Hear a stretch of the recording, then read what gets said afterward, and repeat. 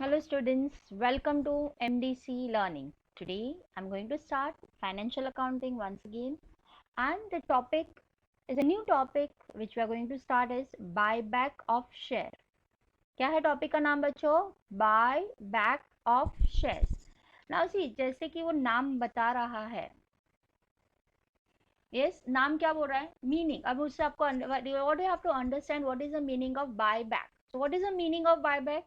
The term buyback means buying back by a company of his shares or security from his holder. It is also known as sell stock buyback. सी नाम itself क्या बोल रहा है? अरे मेरी चीज है, मैं वापस से परचेज कर रहा हूँ. यहाँ पे हम क्या परचेज करने वाले हैं? शेयर्स और स्टॉक. सी नॉर्मली इक्विटी शेयर का कैसे होता है? इक्विटी शेयर का पैसा आपको कब रिटर्न मिलता है? When you are getting back the money only at the time of winding up of the company. जब कंपनी बंद हो जाती है तभी इक्विटी शेयर होल्डर्स को अपना पैसा वापस मिलता है कि नहीं? उसके पहले आप एक पर्सन दूसरे person can transfer the share but you not getting, company is not taking back the money. But in redemption, you have redemption preference share, you have redemption of debentures. So इसमें redemption is what? Company is giving you the back your money and the company is taking away the shares. But equity share is never buyback. But in this chapter we are going to learn the buyback of shares, stock. See, stock is of only of equity share, आपको ये पता होगा. So जब when a company is buying back the shares from its shareholder, it is called as buyback of shares. समझ में आया आप लोगों को क्या मीनिंग है? जब हम अपने ही शेयर होल्डर से पैसा दे के अपना ही शेयर खरीद लेंगे तो उसे हम बोलते हैं बायबैक. इफेक्ट क्या होने वाला है? What is the effect of buyback? There is a reduction in the share capital to the extent of value of share bought. Am I correct? क्या बोल रहे हैं हम लोग? There is a reduction in the share capital to the extent of the face value of share bought. See, what are you having? A reduction. Reduction means the share capital comes down to the face value. Obviously, whatever we deal is a face value. Extra we give, that is called as premium and all that. That will be taking care later on. So यहाँ पे क्या हो रहा है? There is a reduction in the face value of share. There is a payment from a company to the extent of price of share paid to the shareholder. What is going to happen? See, when you issue a share, you get the money. But when you're buying back, you're giving the share money to the shareholders. So यहाँ पे आप share holder को पैसा वापस देने वाले हैं. So देखो important word यहाँ पे है payment. आपने उसको क्या किया है? Payment from the company. The shareholders whose shares are brought ceases to be the member of the company. His name is removed from the register of members. What happens? The person from whom you're buying back the share ceases to be shareholder. मतलब he is no longer a shareholder company. And what we do, we remove the name from the register of members. You know, though we have a register of member. आप लोगों ने ये पूरा SP में पढ़ा हुआ है. क्या होता था? Whenever you transfer the share, आप क्या करते थे? रजिस्टर ऑफ मेंबर में नाम ट्रांसफर करते थे कि नहीं करते थे? अब यहाँ पे क्या हो रहा है कि आपने बायबैक किया, you are taking back the money. So what are you going to do? You are going to remove the name of that member from the register. So देखो तीन important effect है. One is reduction, दूसरा है payment. Yes, one is reduction, दूसरा है payment, तीसरा है he's removed from the member, so his name is removed from the register of members. Sources of buyback. आप कहाँ से buyback कर सकते हो? What are the sources from where you are going to buy the shares?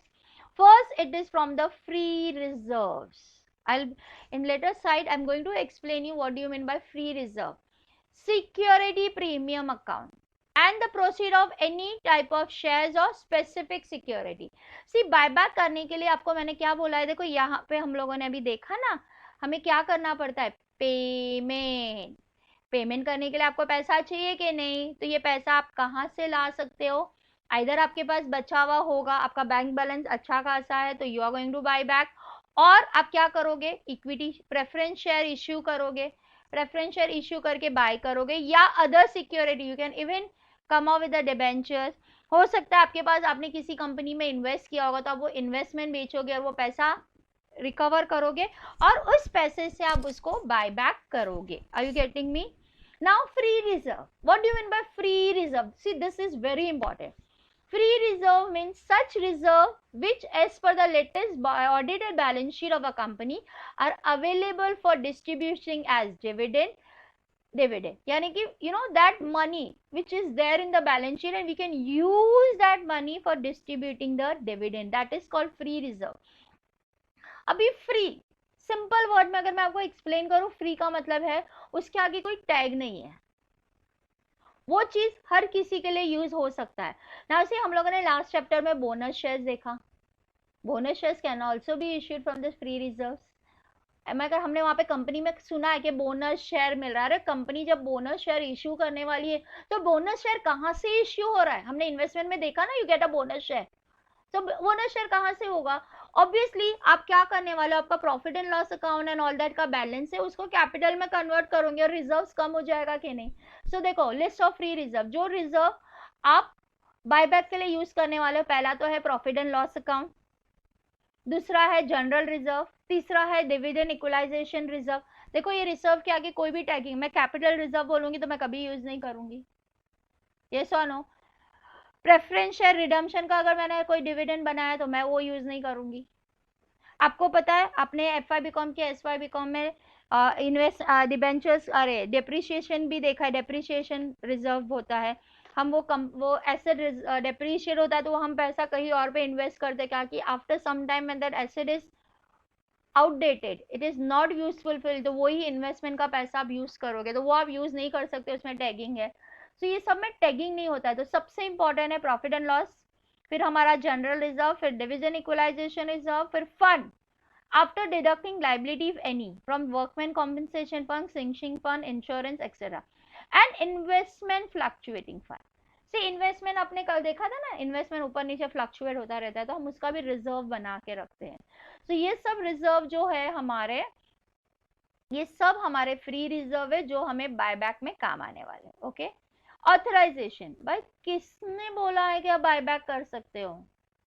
C joint stock company में बहुत rules and regulation है, बापू का कंपनी नहीं है कि भाई सुबह में उठे हमें सपना आया कि हमें बायबैक करना है तो हम कर देंगे। No no no no, it is not at all allowed, it has to be authorization. Authorization matlab who has given you the permission.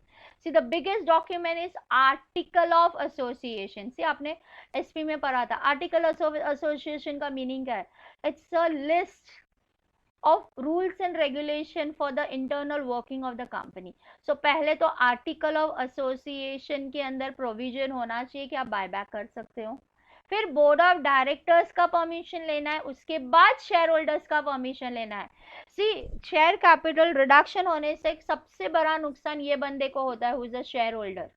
आपने देखा ना, is name is remove from the register of members, उसका नाम निकाल दिया जाता है, तो सबसे बड़ा नुकसान ये बंदे को होता है। तो ये सब बंदों ने आपको अलाउ करना चाहिए, उसके बाद ही आप you can go for buy back.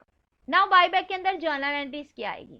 सबसे पहले फर्स्ट जर्नल एंट्री सोर्सेस, कहाँ से पैसा आएगा? तो पहला सोर्स आपको मैंने बोला you can come up with new share, तो इश्यू किया प्रेफरेंस शेयर, तो क्या आएगा? Bank account debit to preference share account. अब आप लोग बहुत इंटेलिजेंट हो, आप लोग को पता है अगर प्रेफरेंस शेयर प्रीमियम पे होगा तो एंट्री क्या आएगी? Bank account debit preference share account debit to premium on security account. Am I correct? Yes और नो? डिस्काउंट में होगा तो क्या एंट्री आएगी? Bank account debit discount on issue account debit to preference share account. तो ये एंट्री भी आपको पता है डिपेंड्स करता है, अभी और इन 12th स्टैंडर्ड जर्नल एंट्रीज आती होगी। Debit what comes in, credit what goes out, bank में पैसा आ रहा है, प्रेफरेंस शेयर जा रहा है, इसलिए ये डेबिट में, ये क्रेडिट में। दूसरा सोर्स मैंने आपको बोला क्या है? सेल ऑफ एसेट्स और इन्वेस्टमेंट। अगर आपके पास कोई पड़ा हुआ एसेट होगा जिसका कोई वैल्यू नहीं, आप वो बेचोगे, वो पैसा यूटिलाइज करोगे, या इन्वेस्टमेंट प्रॉब्लम में आपको बोला गया होगा कि आपने पैसे कहाँ से जोड़े हैं इसको करने के लिए। M I correct? सो आपने आइदर एसेट बेचा होगा या इन्वेस्टमेंट। तो देखो मैंने बैंक अकाउंट डेबिट और एक लाइन छोड़ दिया है बीच में, तो इन्वेस्टमेंट अकाउंट लिखा है। सी इन्वेस्टमेंट जब आप बेचने जाओगे, whenever you go for selling of investment, two thing can happen. One is either it will be sale on profit or it will be sold on loss. Am I correct?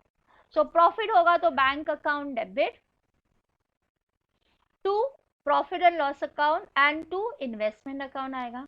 Loss हुआ तो bank account debit, profit and loss account debit to see debit all losses, credit all gain. So loss होगा तो profit and loss account debit में आएगा, profit होगा तो profit and loss credit पे आएगा।